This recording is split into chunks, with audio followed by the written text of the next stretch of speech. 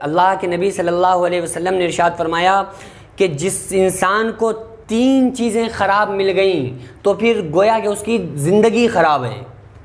وہ 3 چیزیں کیا ہیں؟ پہلی، آپ صلی اللہ علیہ وسلم نے ارشاد فرمایا کہ اگر کسی انسان کی بیوی خراب ہو تو پھر اس انسان کی زندگی نہیں رہتی، پھر وہ جہنم بن جاتی ہے۔ لوگ بتاتے ہیں نا کہ میری زندگی جہنم بن گئی، تو بس وہ جہنم بن جاتی ہے۔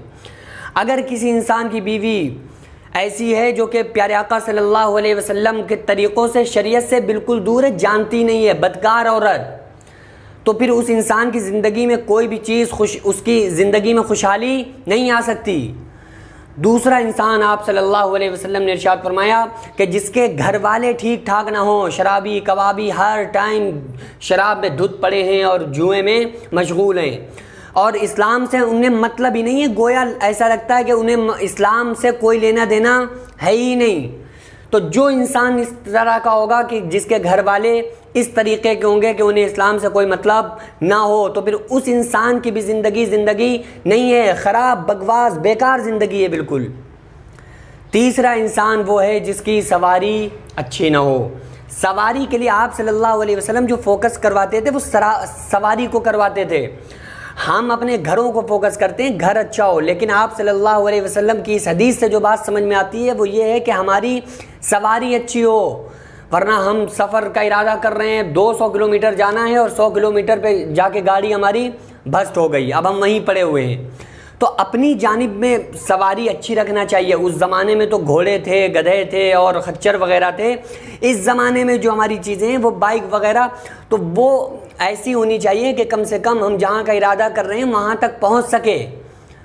ایسی نہیں کہ بس کھڑی ہو جائے تو پھر اب ہم اسے شام تک سیلف مار رہے ہیں، اسے اسٹارٹ ہی کرنے میں لگے ہوئے ہیں۔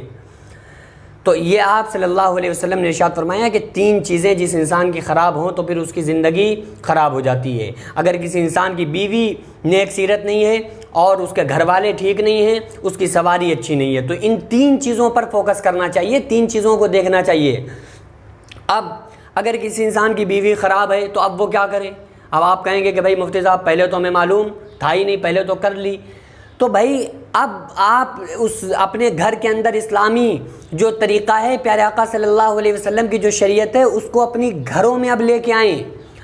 میں قسم کھا کے کہتا ہوں، اللہ کی قسم، آپ کی زندگی پھر سے خوشگوار بن جائے گی اگر آپ اپنی زندگیوں میں پیارے آقا صلی اللہ علیہ وسلم کی زندگی کو لے کے آ جائیں۔ کیونکہ اللہ کے نبی صلی اللہ علیہ بھائی یہ جو نحوستیں آ رہی ہیں، جو زندگی بیکار ہو رہی ہے، کیوں ہو رہی ہے؟ اس لیے ہو رہی ہے کہ ہم نبی پاک صلی اللہ علیہ وسلم کے طریقوں سے دور ہیں، اسی لیے ہے نا۔ اب جب ہم طریقوں کو پھر سے اپنی زندگیوں میں لے آئیں گے تو پھر ہماری زندگی پھر خوشگوار بن جائے گی۔